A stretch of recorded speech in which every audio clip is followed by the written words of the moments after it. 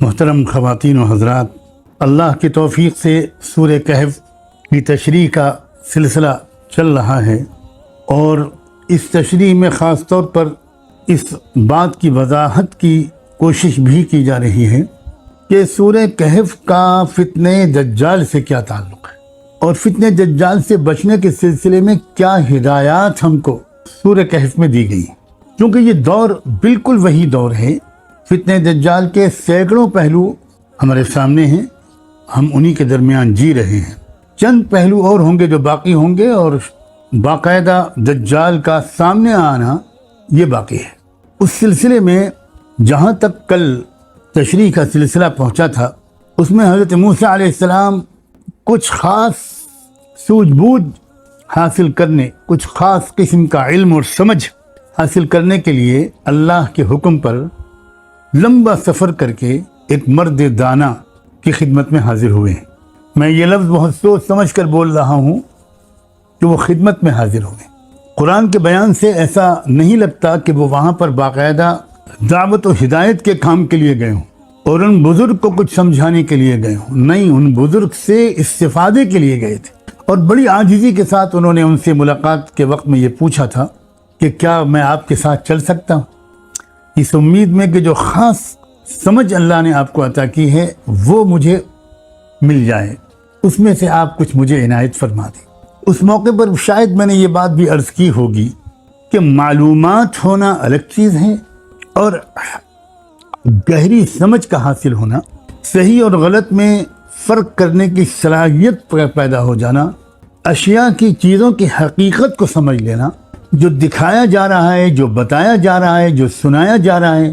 اس پر یقین نہ کرنا، اس سے دھوکے میں نہ آنا، بلکہ اس حقیقت کو تک پہنچ جانا جس کو چھپایا جا رہا ہے۔ اور میں نے پہلے بھی کہا تھا کہ دجال، اصل میں دجال اپنی اس مہارت کی وجہ سے دھوکہ، ڈسیپشن، ملمہ سازی، دجال کا خاص کام یہ ہے کہ جو کچھ وہ دکھائے گا اس کی اصل حقیقت کچھ اور ہوگی، اپیرنس کچھ اور ہوگا، اور ریئلٹی کچھ اور ہوگی۔ تو اس ریئلٹی کو دیکھ لینے کی صلاحیت کا پیدا ہونا، یہ ہے فراست، یہ ہے فرقان، یہ ہے رشد۔ اس کی تلاش میں گئے تھے موسیٰ علیہ السلام۔ اب جب انہوں نے قبول کر لیا اور وہ یہ والی صلاحیت، یہ علم سکھانے کے لیے ان کو اپنے ساتھ لے کر نکلے، تو اس سے ایک اشارہ معلوم ہوتا ہے کہ یہ کوئی مکتبی اور مدرسی علم نہیں ہے جو بلیک بورڈ اور نوٹ بکس پر سکھائی جائے، یہ زندگی کے تجربوں سے گزرتے ہوئے سکھائی جاتی ہے۔ سفر و حضر میں اپنے ساتھ لے کر چلے وہ معلم موسیٰ علیہ السلام کو، اور پہلے مرحلے میں جس طرح انہوں نے یہ رشد کا علم سکھایا، اس کی تشریح کل ہوئی تھی، وہیں پر آ کر کل کے درس کا سلسلہ موقوف ہوا تھا۔ خلاصہ یہ تھا اس قصے کا کہ جس کشتی میں سوار ہوئے اسی کشتی میں سوراخ کر دیا ان بزرگ نے۔ موسیٰ علیہ السلام کی سمجھ میں تو بات نہیں آئی، اب دیکھنے میں تو یہ انتہائی غلط کام ہوا۔ پھر اس کی حقیقت سمجھائی، تو جب سمجھائی تو موسیٰ علیہ السلام کی آنکھیں کھل گئیں، اور صاف لگتا ہے کہ موسیٰ علیہ السلام سمجھ گئے کہ بھئی یہ بات تو میں نہیں سمجھ سکا تھا، یہاں تک تو میری عقل نہیں پہنچی تھی۔ اور اس میں نے دو پہلو بیان کرنے کی کوشش کی تھی۔ ایک تو یہ کہ دیکھو، تمہاری نظر میں یہ کشتی میں جو عیب میں نے پیدا کر دیا، اس سے کشتی والے کو سخت نقصان پہنچے گا، اور حقیقت یہ ہے کہ یہی عیب اس کشتی کو بچا لے گا اور اس کشتی والے کے ذریعے معاش کو بچا لے گا۔ اور وہ اس طرح کے ایک بادشاہ ہے دوسری طرف، جس نے اپنی فوجی ضرورت کے تحت ایک عجیب آرڈر دے دیا ہے کہ جو کشتی ٹوٹی پھوٹی، جو کشتی ملے اسے ضبط کر۔ اب ایک شکل یہ تھی کہ وہ اللہ کا بندہ موسیٰ علیہ السلام سے یہ کہے کہ چلو جہاد کرتے ہیں اور اس ظالم حکومت کے خلاف ایک انقلابی تحریک کھڑی کرتے ہیں، اس کو روکتے ہیں۔ لیکن انہوں نے ایک طرف تو موسیٰ علیہ السلام کو یہ سمجھا دیا کہ ہماری تمہاری خواہش کے مطابق ظالم کے ہلاکت کا وقت طے نہیں ہوتا، ہر ظالم کی ہلاکت کا وقت اللہ کے یہاں مقرر ہوتا ہے۔ اب میں آپ کی توجہ جو یہ موسیٰ علیہ السلام کا اور اس بندے کا جو واقعہ جہاں سے شروع ہوا ہے، اس سے پہلے والے رکوع کی جو آخری آیت ہے اس کی طرف لے کر جاتا ہوں۔ اللہ تعالیٰ نے ارشاد فرمایا ہے کہ وَرَبُّكَ الْغَفُورُ ذُو الرَّحْمَةِ، تمہارا جو رب ہے وہ بہت معاف کرنے والا ہے اور اس میں شفقت اور پیار بہت ہے۔ اگر وہ اپنے بندوں کو ان کے اعمال پر سزا دینا شروع کر دے تب تو اس کا مطلب یہ ہوا کہ ادھر جرم اور ظلم ہو اور ادھر عذاب آ جائے، لیکن اس کا معمول یہ نہیں ہے۔ بل لہم موعد لن یجدوا من دونہ موئلا، اس نے ان ظالموں کی ہلاکت کا وقت مقرر کیا ہوا ہے، اور وہ وقت جو آتا ہے وَتِلْكَ الْقُرَىٰ أَهْلَكْنَاهُمْ لَمَّا ظَلَمُوا وَجَعَلْنَا لِمَهْلِكِهِمْ مَوْعِدًا۔ اس بات کو دوبارہ دہرایا اللہ نے کہ اس ظلم کرنے والوں کی ہلاکت کا فیصلہ ہم کر چکے ہیں، لیکن یاد رکھنا کہ ہم نے ایک وقت ان کے ہلاکت کا مقرر کر رکھا تھا۔ کسی کی تمنا، کسی کی بد دعا، کسی کی جلد بازی کی وجہ سے ہم اپنے پورے پروگرام کو بدلتے نہیں، اور یہ بھی دراصل اللہ تعالیٰ کی جو شان رحیمی ہے اسی کا ایک نتیجہ یہ بھی ہے کہ وہ ان ظالموں کو بھی لمبی مہلت دے دیتا ہے کہ شاید یہ سنبھل جائیں، شاید یہ بدل جائیں، ایک مہلت دیتا ہے، جلدی نہیں پکڑتا۔ واقعی یہ بات بہت سمجھنے کی ہے کہ ہم انسان جلد باز ہیں، خلق الانسان عجولا، ہمارا تو دل چاہتا ہے کہ وہ ظالم طاقتوں کو فوراً، لیکن یاد رکھنا چاہیے کہ اللہ تعالیٰ کا جو رویہ ہوتا ہے اپنے بندوں اور مختلف قوموں کے ساتھ وہ خداوندی شان کے مطابق ہوتا ہے، وہ بندوں کے مزاج کے مطابق نہیں ہوتا۔ چنانچہ یہی سبق شاید موسیٰ علیہ السلام کو اس بندے نے یہ کشتی والے واقعے سے بھی دیا۔ ایک واقعہ تو یہ کہ عیب ہی اس کی سب سے بڑی خدمت تھی، اسی کی وجہ سے یہ بچ جائے گا، اس کا ذریعہ معاش بچ جائے گا۔ اور دوسرے یہ کہ وقت کا انتظار کرنا سیکھو۔ ہمیں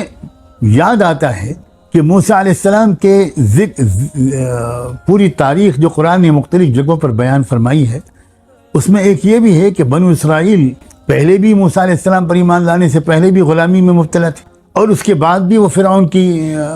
سخت مظالم کا شکار رہے۔ تو ایک وقت آیا کہ انہوں نے موسیٰ علیہ السلام سے کہا کہ اوذینا من قبل ان تأتینا ومن بعد ما جئتنا، کہ آپ کے آنے سے پہلے بھی ہم کو ستایا جا رہا تھا، آپ کے آنے کے بعد بھی ہم کو ستایا جا رہا ہے۔ تو اس وقت موسیٰ علیہ السلام کے کام آئی ہوگی یہ تربیت، اور اسی لیے انہوں نے سمجھایا ہوگا کہ ابھی ذرا انتظار کرو، اللہ پر بھروسہ رکھو اور انتظار کرو، آئے گا وہ وقت، اس وقت کے آنے کا انتظار کرو۔ قرآن یہ بھی بتاتا ہے کہ ایک مرحلہ ایسا آیا جب موسیٰ علیہ السلام نے دعا کے لیے ہاتھ اٹھا دیے، ربنا اطمس علی اموالہم واشدد علی قلوبہم فلا یؤمنوا حتی یروا العذاب العلیم، اللہ ان کے پاس جو سرمایے جمع ہیں ان پر جھاڑو پھیر دی اور ان کے دلوں پر مہر لگا دی۔ ایسا معلوم ہوتا ہے کہ وہ اشارہ مل گیا موسیٰ علیہ السلام کو کہ وقت آ گیا ان کے عذاب کا اور سزا کا، اب دعا مانگو، اب دعا مانگو۔ اللہ تعالیٰ کے فیصلوں پر راضی رہنا اور اللہ کے اگلے فیصلوں کا انتظار کرنا ثابت قدمی کے ساتھ، نہ اللہ سے بدگمان ہونا، نہ حالات سے مایوس ہونا، نہ جلد بازی کرنا، اپنا کام کیے جانا، دعائیں مانگتے رہنا، ثابت قدم رہنا، اور یقین رکھنا کہ ایک وقت آئے گا جب اللہ کی طرف سے یہ آواز آئے گی، لگائی جائے گی کہ الا ان نصر اللہ قریب، اب آ گیا وقت مدد کا۔ یہ بڑا اہم پہلو ہے آج کل کے حالات میں، اس کا یقین ہونا اور اس کو ہر وقت یاد رکھنا ضروری ہے۔ یہی چیز ہم کو مایوسی سے بچائے گی، یہی چیز ہم کو جلد بازی اور فرسٹریشن سے بچائے گی، یہی چیز ہم کو استقامت اور ثابت قدمی عطا کرے گی، اور ہمارے دل میں یہ یقین ڈال دے گی کہ وقت کب آئے گا اللہ کی مدد کا، یہ تو اللہ جانے، آئے گا ضرور، اور ہم اللہ تعالیٰ سے مانگتے بھی رہیں گے، دعا جد و جہد بھی جاری رکھیں گے۔ لیکن اگر ہمارے حساب سے اگر مدد آنے میں دیر ہوئی تو ہم گھبرائیں گے نہیں، ہم گیو اپ نہیں کریں، ہم میدان چھوڑ کر بھاگیں گے نہیں۔ امید ہے کہ آپ سمجھ رہے ہوں گے کہ اس وقت اس ہدایت کی اور تربیت کی ہم سب کو کتنی سخت ضرورت ہے۔ اب آگے چلیے، اب دوسرا واقعہ جس کے ذریعے تربیت دی ہے اس اللہ کے بندے نے، جن کا نام تو قرآن میں ذکر نہیں ہے، ہماری زبانوں پر اگر خضر نام چڑھا ہوا ہے تو وہ روایات کی وجہ سے ہے، قرآن مجید نے نام نہیں لیا۔ اور میں کہتا ہوں کہ قرآن مجید پوری ارادی طور پر اللہ تعالیٰ اپنے کلام میں غیر ضروری باتوں کو ذکر نہیں کرتے تاکہ ہماری پوری توجہ ایک ہی طرف مرکوز رہے۔